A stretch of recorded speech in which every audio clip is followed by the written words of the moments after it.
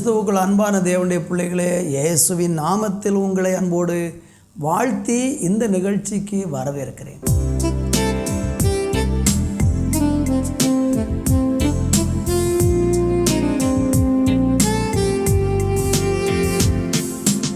என்னதான் ஆனால் என்ன,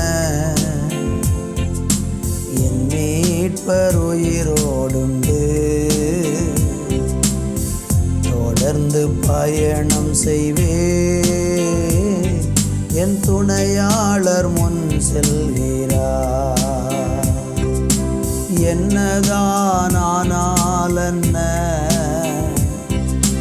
என் நேசர் உயிரோடுண்டு, தொடர்ந்து பயணம் செய்வே, என் துணையாளர் முன் செல்கிறார். காடு மேடு கடந்து சென்றாலும் கரம் பிடித்தென்னை நடத்துகின்றாரே. காடு மேடு கடந்து சென்றாலும் கரம் பிடித்தென்னை நடத்துகின்றாரே. ஆறுகளை நீ கடக்கும் போது மூழ்கி நானும் போவதில்லை, அக்கினியில் நடக்கும் போது எரிந்து நானும் போவதில்லை, எரிந்து நானும் போவதில்லை, எரிந்து நானும் போவதில்லை. என்னதான் ஆனால் என்ன, என் நேசர் உயிரோடுண்டு, தொடர்ந்து பயணம் செய்வே, என் துணையாளர் முன் செல்கிறார். என்னதான் ஆனால் என்ன, என் நேசர் உயிரோடுண்டு, தொடர்ந்து பயணம் செய்வே, என் துணையாளர் முன் செல்கிறார். என் துணையாளர் முன் செல்கிறார். அன்பின் தேவனே, எந்த சூழ்நிலை ஆனாலும் நீங்கள் எங்கள் கூடவே இருந்து ஒவ்வொரு நாளும் எங்களை கரம் பிடிச்சு நடத்துகிறதற்காக நன்றி. உடைய கரங்களில் எங்களை தாழ்த்துகிறோம். இயேசுவின் நாமத்தில் ஜெபிக்கிறோம் நல்ல பிதாவே, ஆமேன், ஆமேன். அன்பு தேவ பிள்ளைகளை, இந்த நாளில் நம்ம தியானிப்பதற்கு பிலிப்பியருக்கு எழுதின நிருபம் 4ஆம் அதிகாரம் 11வது வசனம். என் குறைச்சலினால் இப்படி சொல்லுகிறது இல்லை, ஏனெனில் நான் எந்த நிலையில் இருந்தாலும் மனரம்யமாய் இருக்க கற்றுக்கொண்டேன். அப்போஸ்தலனாகிய பவுலனுடைய வாழ்க்கையில் நீங்கள் பார்த்தீங்கன்னா, ஒரு காலத்தில் அவர் சவுல் என்கிற பெயரில் ஒரு மத தீவிரவாதியாக அவர் செயல்பட்டிருந்த காலத்தில் அநேக கிறிஸ்தவ மக்களை அழித்து ஒடுக்கி சபைகளை இடித்து தேவ ஜனத்திற்கு மிகுந்த துன்பத்தை ஏற்படுத்தி கொண்டிருந்தார்.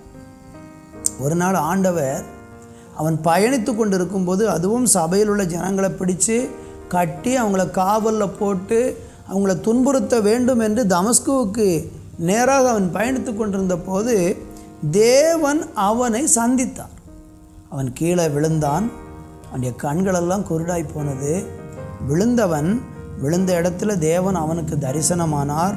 கர்த்தர் அவனோடு பேசினார். உடனே அவன் கர்த்தர் யாரென்று அறிந்து கொண்டான். மனம் திரும்பினான், ஞானஸ்நானம் பெற்றான், அபிஷேகம் பெற்றான். அவனுடைய கண்கள் குருட்டாட்டமாக இருந்த கண்கள் தெரிய ஆரம்பித்தது. அவன் இயேசுவை குறித்து பிரசங்கிக்க ஆரம்பித்தான். எவ்வளவு தூரம் சபையை துன்புறுத்தினானோ அவ்வளோ தூரம் அந்த சபைக்காக துன்பப்படுகிறவனாக மாறினான். குறை வந்தது, பலவீனம் வந்தது, அவனுக்கு பலவிதமான போராட்டங்கள் வந்தது. அவனை நிறைய பேர் எதிர்த்தாங்க, அழிக்க திட்டமிட்டாங்க. அதன் நடுவிலெல்லாம் எல்லா சூழ்நிலையிலும் அவன் ஒன்று கற்றுக்கொண்டான், மனரம்யமாக இருக்க கற்றுக்கொண்டான். நீதிமொழிகள் 15:15 இப்படி சொல்லுகிறது, சிறுமைப்பட்டவனுடைய நாட்கள் எல்லாம் தீங்குள்ளவைகள், மனரம்யமோ நித்திய விருந்து என்று சொல்லப்பட்டிருக்கிறது. அப்போ இந்த உலகத்தில் கஷ்டம் இல்லாத மனுஷனை நீங்கள் எங்கேயாவது தேடி பார்த்துருக்கீங்களா?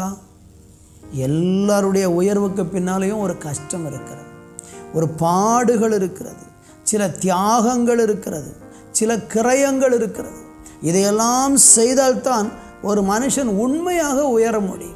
குறுக்கு வழியில் சம்பாதித்து தவறான வழியில் உயரணும்னு நினைக்கிற மக்களெல்லாம் கொஞ்ச காலத்தில் கண்ணில் அகப்பட்டுருவாங்க. ஆனால் நேர்மையும் உண்மையுமா இருக்கிறவங்க ரொம்ப கஷ்டப்பட்டு தான் வாழ்க்கையில் முன்னேறுவாங்க. ஆனால் அந்த கஷ்டம் சில நேரங்களில் நம்மளை முன்னேற விடாமல் தடுக்கும். கர்த்தருக்குள் இருக்கிற ஒரு தேவனுடைய பிள்ளைக்கு எந்த ஒரு கஷ்ட சூழ்நிலையிலையும் மனரம்யமாய் வாழுகிற ஒரு வாழ்க்கை. கஷ்டம் வந்தாலும், பாடுகள் வந்தாலும், துன்பம் வந்தாலும், எது வந்தாலும் என் கூட ஆண்டவர் இருக்கிறார், என்னை கைவிட மாட்டார் என்ற நம்பிக்கையோடு கூட பொறுமையோடு அந்த கஷ்டங்கள் எல்லாம் சகித்து கர்த்தரால் அவன் உயர்த்தப்படுவான். நீங்களும் நானும் இன்னைக்கு கற்றுக்கொள்ளணும், எல்லா நிலையிலும் எந்த நிலையில் இருந்தாலும் மனரம்யமாக இருக்க கற்றுக்கொண்டேன் என்று. ஆமேன். பவுல் சொல்கிறார், எனக்கு வாழ்ந்திருக்கவும் தெரியும், எனக்கு தாழ்ந்திருக்கவும் அவர் தெரியும், எவ்விடத்திலும் எல்லாவற்றிலும் திருப்தியாக இருக்கவும் பட்டினியாக இருக்கவும் பரிபூரணப்படவும் குறைபடவும் போதிக்கப்பட்டேன் என்று அடுத்த வசனத்தில் பிலிப்பியர் 4:12 அவர் சொல்கிறார். இன்றைக்கி நம்ம எல்லா சூழ்நிலையிலும் வாழ கற்றுக்கொள்ளணும். எனக்கு இது இருந்தால் தான், இவங்க இருந்தால் தான், அல்ல இந்த மாதிரி பணம் இருந்தால் தான் வாழ்க்கைன்னு இல்லை. கஷ்டம் வரும்போது அதையும் பொறுமையோடு சகித்துக்கொள்ளணும்.